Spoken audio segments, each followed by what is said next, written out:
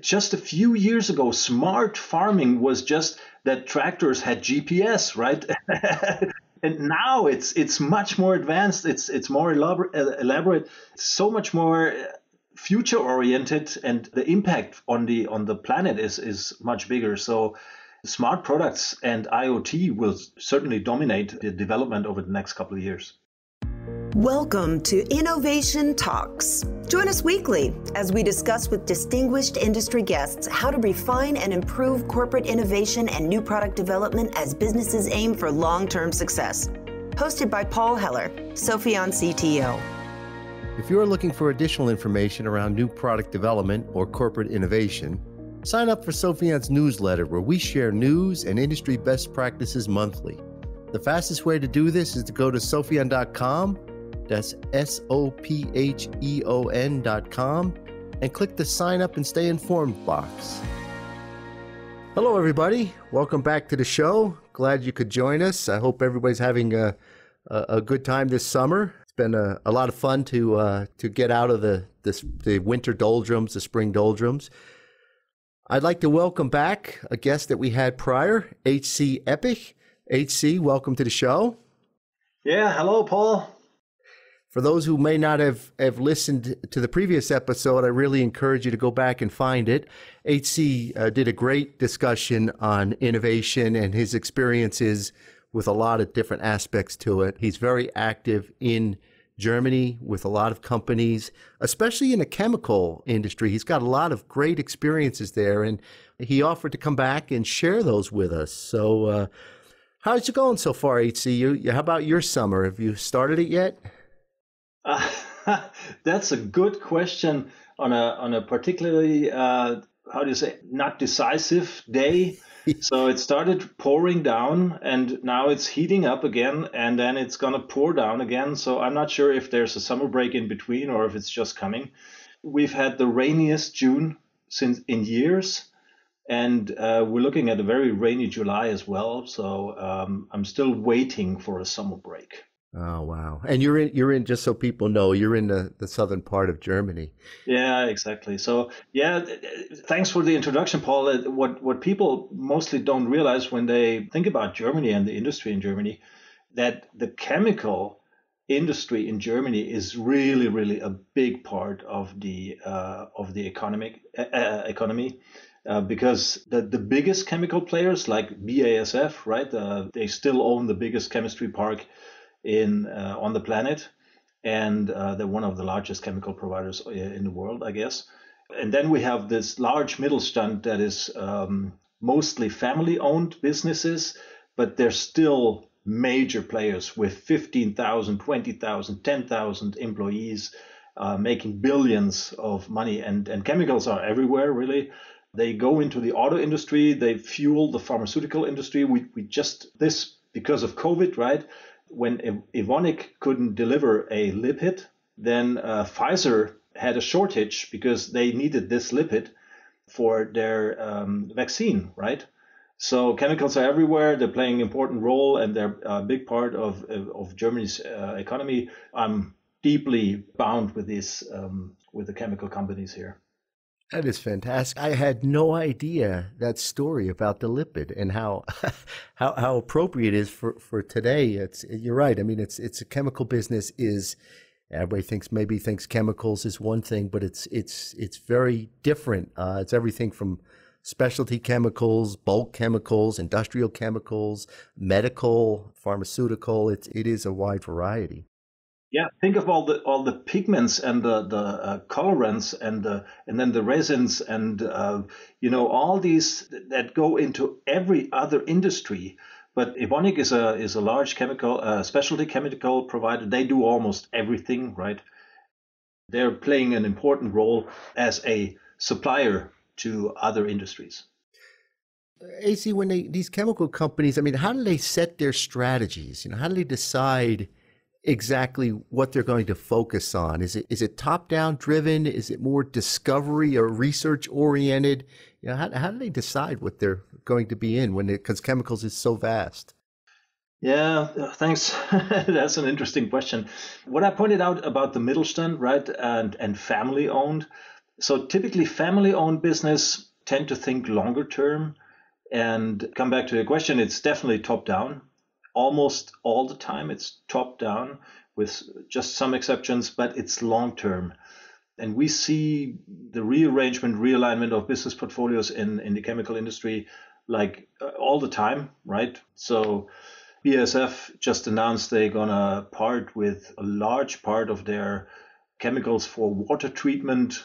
That just this part of BASF business is worth, I think, 5 billion, and they're just gonna sell it to a US company. So they're rearranging their portfolio. It's they think water treatment is not part of their core business anymore. So they're not spinning that out, but they made a joint venture and then they sold their part of the joint venture. Yeah, I know that if we go back, maybe it was about 15, 20 years ago, the chemical companies were all trying to get away from bulk chemicals and get into specialty, right? And then since then, it's everybody's drawn their line about, well, where's our specialty? Where's our expertise? Yeah. Yeah. So we have a broad landscape of bulk and specialty chemicals, really down to like very special. We just do white pigments. We have this company Kronos or Eckhart, part of Altana. They do just white pigments. And it's like there's 3 companies in the world that can do that, white pigments. You find them in toothpaste, in pharmaceuticals, in pills, on cars, on everything, right? So the specialties, if they really focus and they become a world-leading provider, they certainly have earned their space. On the other hand, we have these bulk providers like, again, BASF, that constantly need to evaluate what's going to be the bulk of tomorrow. And that is really interesting because times are changing really because of the pressure. At least in the European Union, we have the strong regulation of decarbonization. It's really valuable to be CO2 neutral, carbon neutral. And that stimulates new products, new technologies. And so just a couple of days ago, BASF Agricultural Solutions, they founded a joint venture with Bosch for smart agriculture, smart farming. And that's really interesting when you look into smart farming. Currently, herbicides, pesticides are applied just by the acre, right? You fly over, you spray down, that's it. But if you have intelligent sensors, machines, robots, maybe drones that can actually measure the impact, then as studies by these smart farming companies show that you can reduce up to 70% of the herbicide, which is good for the planet, it's good for the crop, it's good for everyone, right? So that's fascinating. So using modern technology, smart technology, to reduce our negative footprint or impact on the planet, that is really fascinating. And I'm glad that companies take on these challenges and go in the right direction. Yeah. So now, as we've seen in other industries, we've talked about smart products before, and the products having to be a combination of digital, the software side, the actual product side. And you've just given a great example of IoT, all of it brought together in an application for a chemical business. So that's obviously very real. Yeah, and think of it. Just a few years ago, smart farming was just that tractors had GPS, right? And now it's much more advanced. It's more elaborate. It's so much more future oriented, and the impact on the planet is much bigger. So smart products and IoT will certainly dominate the development over the next couple of years. Yeah, I can imagine HC 2 immediate value props that jump out of that value propositions. One would be obviously sustainability, which I'm going to come back and ask you about in a minute. And the other one is profitability, right? If I'm as the farm, I can buy less chemicals, be more efficient in applying those. That's going to impact my profitability as a farm, or my ability to survive, whether it be a small farm or a giant mega farm. So there's the financial aspect to it, but there's the sustainability as well. And in general, across chemicals, I know there's pressure. Are the chemical companies Are they going to hang that out as a key value proposition? If you look at their annual reports, where do they go around that? Is that a key strategy for them? Absolutely. So that's the number one priority of chemicals, is to become more energy efficient, carbon neutral. They're going towards a circular economy, and it really stimulates new business models. Large chemical providers have now bought wind parks. Maybe I have to mention this, that the chemical industry is very power intensive, right? They need a lot of power. Their power consumption is enormous. And so because they need a lot of power for cracking up all that chemicals into new stuff, and in the European region, you need to pay a fine per every ton of CO2 that you produce. So to become green is, how do you say, incentivize? How do you say that? Yeah, they are incented to become green. Yeah, Yep. exactly. So that's why I think that's part of why it's number one on everyone's strategy to look for like green hydrogen, wind parks, solar power, to look into every aspect. How can they become either less energy consumptive, or if they need the energy, how can that be green energy, right? Yeah. Are they doing a lot of their manufacturing locally, or are they offshoring that into other countries? What are they doing there? So where we see offshoring is really when you have cost intensive manufacturing, which requires a lot of labor. For example, for this pharmaceutical company in India, we see large chemical plants in India because these are needed for the pharmaceutical manufacturers in India.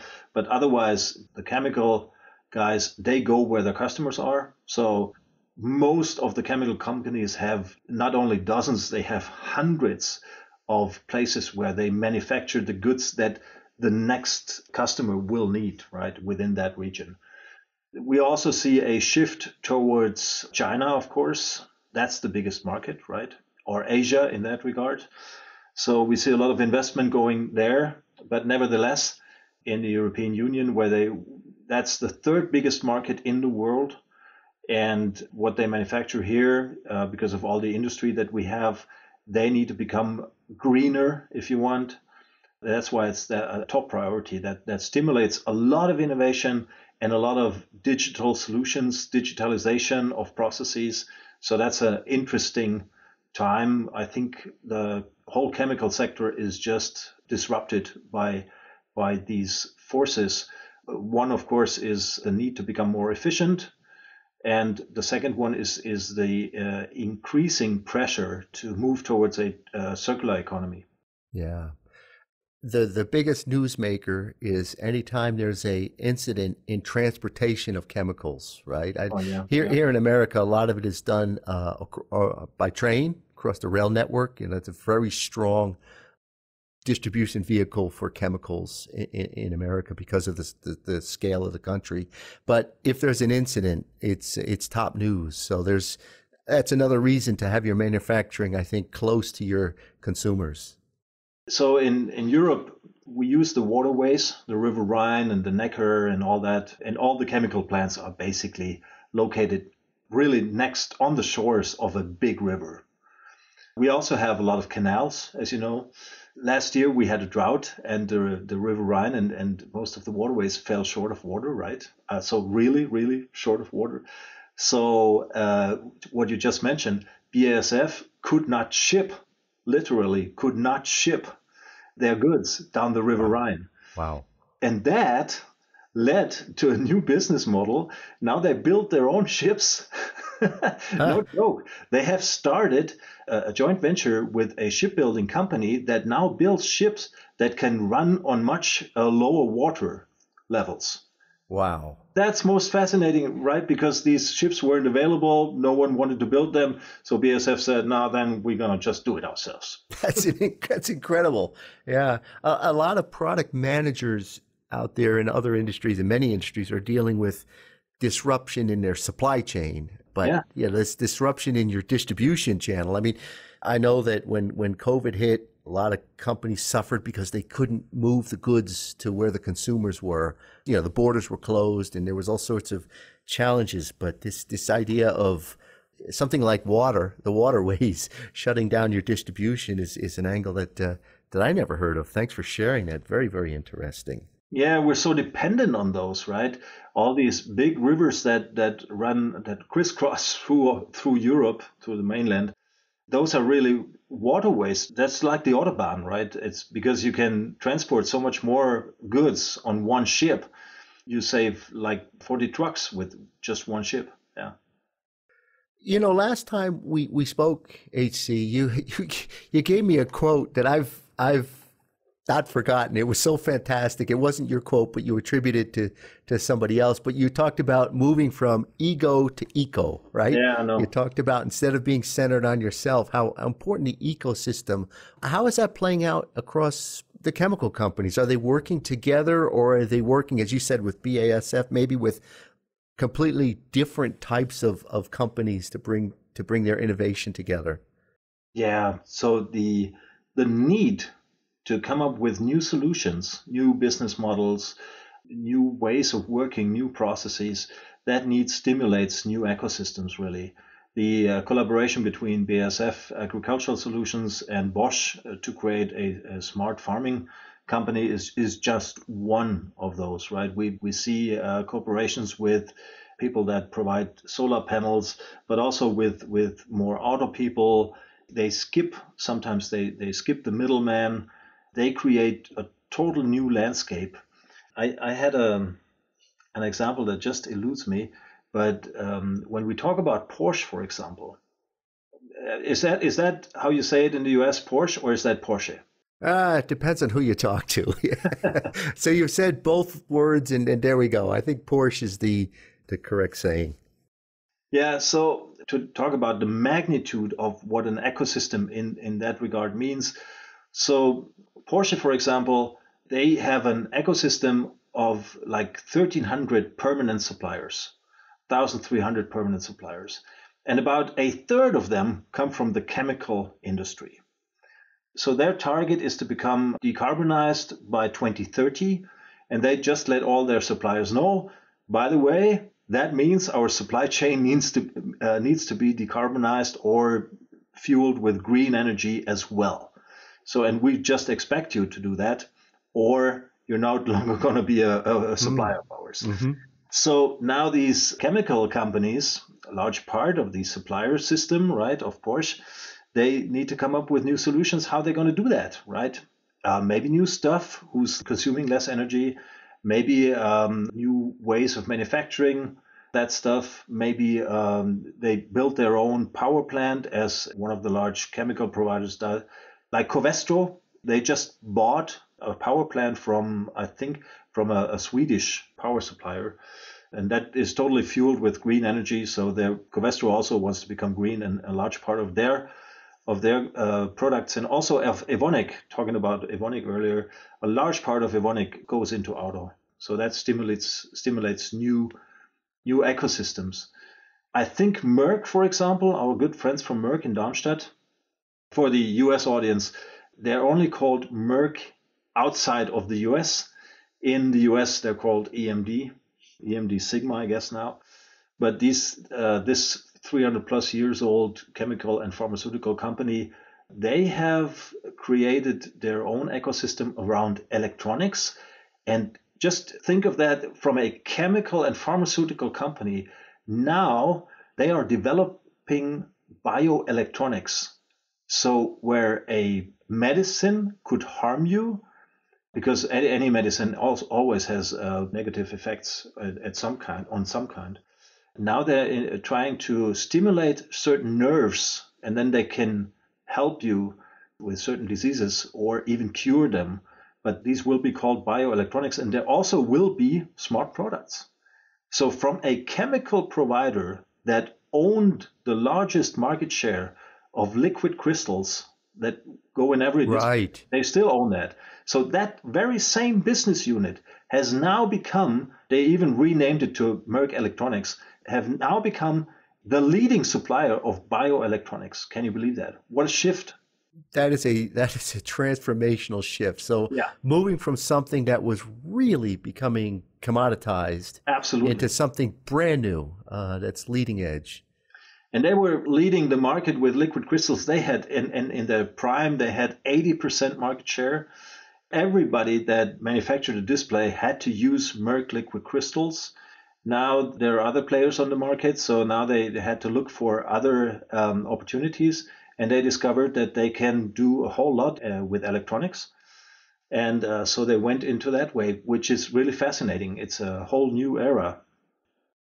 Shifting topic a little bit, I talked to a lot of innovation companies, and the question always, or the discussion always goes to, are you using startups? Are you using universities? Are you engaging those types of resources in your innovation? What are you seeing out there in the type of companies and industries you're working in about that whole, hey, we don't have to do it ourselves. We should have special programs to engage with startups, and we have to have ways to find the startups. And these are the universities we need to be working at. Are you seeing that? Absolutely. Yeah. So from my point of view, all the, let's say the upper Mittelstand companies, they all have programs that encompass incubation and funding startups. So again, Merck has their all incubator. BASF has their own. Evonik has their own.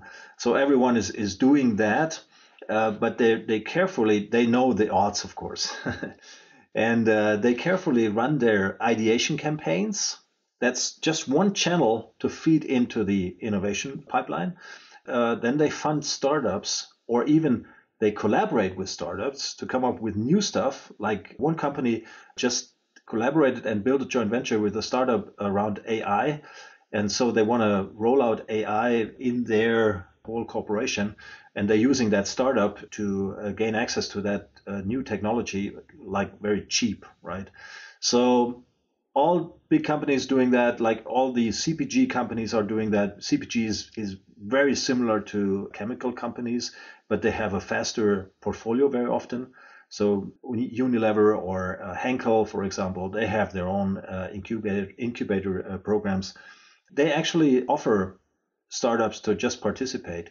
And what we see, there are large universities, for example, St. Gallen, or the Technical University in Munich, the so-called TUM, TUM, and there's in the RWTH in Aachen, that run their own innovation collaboration programs where they fund startups to a certain degree, and then they look for business partners. And then there's a matchmate. There are matchmakers actually that bring together the startup with people from the industry.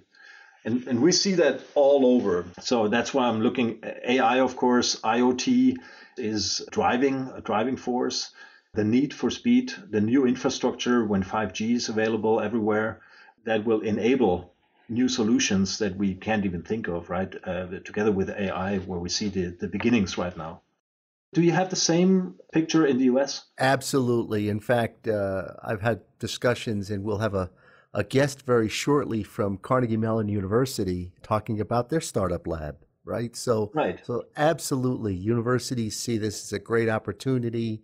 And I think the challenge or the opportunity out there is to connect these various startups to the companies that are looking for them, right? So right now, a large company like any of the ones you mentioned, they're engaging startups, but the ability for them to find startups, I think, is a great opportunity out there, connecting new startups, and universities have a significant play in that. So it's fun to see.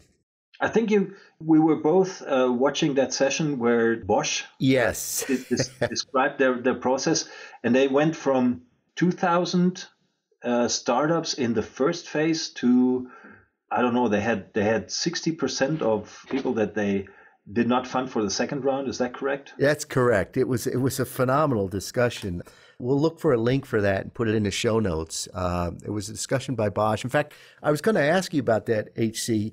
They were talking about ideas, and the first two stages of their of their kind of process of really culling those ideas and filtering and selecting. It was a real funnel. And I think many companies got away from that idea of having that selectivity, really just knocking out a tremendous amount of things to get to the best ones. That individual from Bosch, he just said, yeah, that's the way we do it. And the alternative, I remember the alternative was, well, if we don't do it that way, we don't spend our money that way, people are just going to make stuff, right? And then we'll find out later that it didn't work. Are you seeing that selectivity? Have companies gotten away from it, and are they getting back to it, or are they've always been there? What's your experience in that whole idea of the funnel? First of all, I was very surprised with the candor of Bosch, right? That they put out these numbers and all their experiences in a seminar, in a public webinar, even supplied the presentation with it. So very interesting. Most companies that I meet on conferences or where I'm engaged with or we have conversations really totally lack that selectivity. And one of the reasons is they're not aware of the cost of not decision making. Just today, there was an interesting survey brought up on LinkedIn from our friend Peter First, who had done a study on how long does it take for an idea to get into the development funnel. So how long does it take when first an idea is created and submitted to the ideation team before that idea is vetted, evaluated, prioritized, processed, right? And then there's a decision about the next phase or funding the next phase for that idea development. And he said it's between 12 weeks and 6 months, and that's just the average. And in between, there's nothing happening. So these great ideas, potentially great ideas, in most companies just linger around somewhere in the basement. They're not used, right? Nobody looks at them. And then finally, they get brought up to the main floor.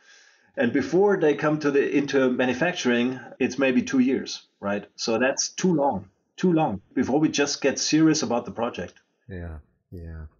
Well, HC, I hope you come back and talk to us more about that. I think we're kind of out of time for today, but that would be a great future topic if you'd be willing to come back and talk to us more about that. Anytime, Paul. I really enjoy our conversations, and I'm really fascinated by the other people, how much I could learn from these podcasts. Great fun to be here and contribute to that. Yeah. HC, I can't thank you enough. Every time we talk, it's interesting. And I know our listeners will all find the same enjoyment from listening to you speak. You're very, very knowledgeable, a lot of experience, and it's just fun to talk to you. No, you're too kind, Paul. Thanks. So, HC, have a great rest of your day here, and thanks for joining us. To everybody listening out there, thank you for joining us. You're the reason we do this, and we really want to discuss topics that are on your mind. Send us an email. Let us know what you'd like us to cover. Also, if you know of people that you say, hey, go see if you can get so-and-so on the podcast, or here's a nice person I think would be interested or provide a value, let us know that as well. Any feedback. We're really looking for feedback. You can reach us at talks@sopheon.com.